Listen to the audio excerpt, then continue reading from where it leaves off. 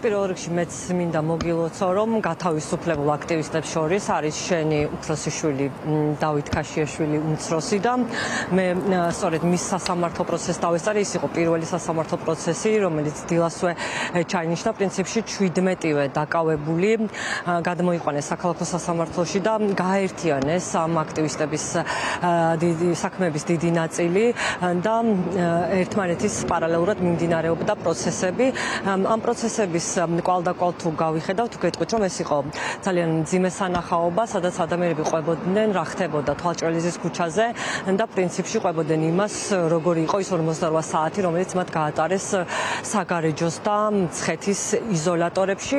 სხვადასხვაგვარი იყო გადაწყვეტილებები, ყველამ დატოვა საპატიმრო, ცინიკური იყო მხოლოდ მე რომ მკითხო, ერთ-ერთი ყველაზე ცინიკური იყო 35 წლის მოსამართლის ესტონეთის მიერ დასანქცირებული ცეკვავას გადაწყვეტილება, როცა მან ჯერ იზოლებით გამოსახლებული ისედაც ძალიან მძიმე ყოფაში მცხოვრები ადამიანები 200-300 ლარით დააჯარიმა, 2 გამოსახლებული მყავს მხედველობაში, 3 ასეთივე აქტივისტი და გამოსახლებული სხვა მოსამართლემ უბრალოდ გაფრთხილების საფუძველზე გაათავისუფლა დარბაზიდან გათავისუფლდნენ ასევე აქტივისტები, რომლებიც უბრალოდ სოლიდარობის გამოსახატად და თანაგზნობისთვის მივიდნენ მოქალაქეებთან იმ თვალჭრელიზის ქუჩაზე, სადაც მართლა შემზარავი სანახაობა იყო და არ შეიძლება გულგრილი დარჩე თუ ამ ქვეყნის მოქალაქე ხარ და გაქვს, არ ვიცი, ოდნავი მაინც ემპათია ადამიანური ისტორიების მიმართ. დევნილობა ისედაც ძალიან მძიმე ხვედრია ამ ქვეყანაში, ბოლო 30 წელია და გაუმართავია პოლიტიკა და დამოკიდებულება ისედაც სუსტი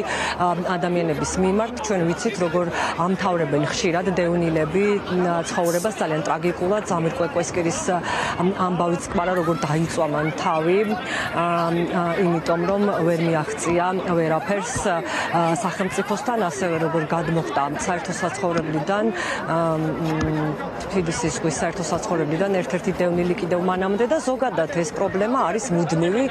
ქალაქის მერის განცხადებასაც ნახავდი დავით, როგორი გუნდოვანი იყო ის განცხადება, სადაც ისინი ამბობენ, რომ ეს არის კერძო საკუთრება, რომ ეს მერიას არ ეკუთვნის, რომ მერია თავაზობს ყველაფერს, რაც შეუძლია ამ მოქალაქეებს და მაგრამ უფრო მნიშვნელოვანია, რას ყვებოდნენ თავად სასამართლო დარბაზიდან გათავისუფლებული ახალგაზრდები. მათ შორის მე ნიშნა და ჩემთვის ამაღელვებელი იყო იმის მოსმენა, რომ სისტემაში, რომელიც ყოველდღე დეგრადირებს, ჩემი ღმერთმენი ყოველ შემთხვევაში დარჩნენ ღირსეული ადამიანები. ჩემი რესპონდენტები ყვებოდნენ, როგორ საგარეჯოს წინასწარ დაკავების იზოლატორში მათ დახვდათ ძალიან კარგი თანამშრომლები, რომლებმაც მოამარაგეს გოგონებიც და ბიჭებიც წიგნებით და მათ სხვათა შორის ერთი ამბავი ამაღელვებელი დავით, რომ ერთ-ერთმა თანამშრომელმა დატოვა თანამდებობა, პატაკი დაწერა და თქვა, რომ არ შეუძლია იმის ყურება, როგორ ასახლებენ საკნებში ახალგაზრდებს, თუმცა საშინელება ხდებოდა გადაუჭარბებლად თავად თვალჭრელიზის ქუჩაზე, სადაც საპატრულო პოლიციის ხელმძღვანელობის ბრძანება იყო, რომ ვინც კი ხმას ამოიღებს, უნდა იყოს დაკავებული. სწორედ ამიტომ იქნა ამდენი ადამიანი ალბათ დაკავებული და ძალიან მძიმე სანახავი იყო, როგორ ასახლებენ საკუთარი სახლებიდან ისედაც მძიმე ყოფაში ჩავარდნილ ადამიანებს წლების მანძილზე და როგორ გამოაქვთ მათი ნივთები, პირადი ნივთები, არ ინდობენ არც მოხუცებს, არც ქალებს, არც არასრულწყოვან ბავშვებს და მრავალშვილიან ოჯახებს და მათ თვალწინ ძალადობენ მათ მშობლებზე. წარმოუდგენელი სანახაობა, ამაზეც გვაქვს ვრცელი რეპორტაჟი გადაცემაში ნიკა მაზანაშვილი ავტორი და უფრო მეც მოყვება, მაგრამ მანამდე მე მოგიყვებით და გაჩვენებთ იმ შლაბეშტილებს, რომელიც გაგვიზიარეს პატიმრებმა, რომელსაც დატოვეს დღეს სასამართლო დარბაზები.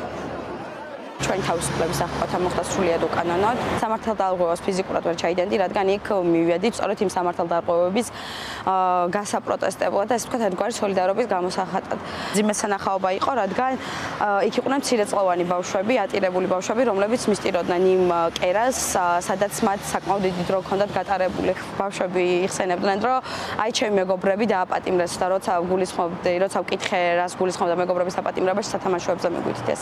დაუმორჩილოს მედავებიან, მაგრამ იმ ფაქტში, როდესაც ჩემს მეგობარს იჭერდნენ, გოგოს და ვნახეთ თუ როგორ ძალადობენ გოგოებზე, ეს ამას გამოვიესარჩლე მე, რომ არ შეიძლება ასე მოპყრობა გოგოებზე და მათ რეპლიკა მოისმენთ ალბათ მტკიცებულებაში, რომ მიაყოლეთ ეს ზუსტად აი ესე იჭერენ ახალგაზრდა ბიჭ გოგოებს. გული მეტკინა იმის შემხედვარი თუ რას საკეთებდნენ. მე მესმის, რომ მათი გადმოსახედიდან ისინი საკუთარ მოვალეობას ასრულებდნენ, თუმცა ამის პროცესში, როცა იქ პატარა ბავშვები რჩებოდნენ ნუსახლკაროდ და მათ თვალზეც რემლები ჰქონდათ და 5 მეტრის მოშორებით, როცა დგას პოლიციელი და როცა დგას მაღალჩინოსანი და ის ცინის დამცინავად, ირონიულად, სარკასტულად და აი თითქოს მთელი სამყარო მის ხელში არის. ჩვენ ვიყავით, რომ როგორც მინიმუმ სოლიდარობა და მხარდაჭერა გამოგვეცხადებინა იმ ადამიანის მიმართ, ვინც უკანასკნელ საცხოვრისის გარეშე დარჩენდა. როცა საყვედური მივეცი აი მაღალჩინოსნებს, რომ არ არის და ამორალური არის ამ დროს სიცილი და აი ეს სიცილი, რამდენიმე წუთში დამიჭირეს.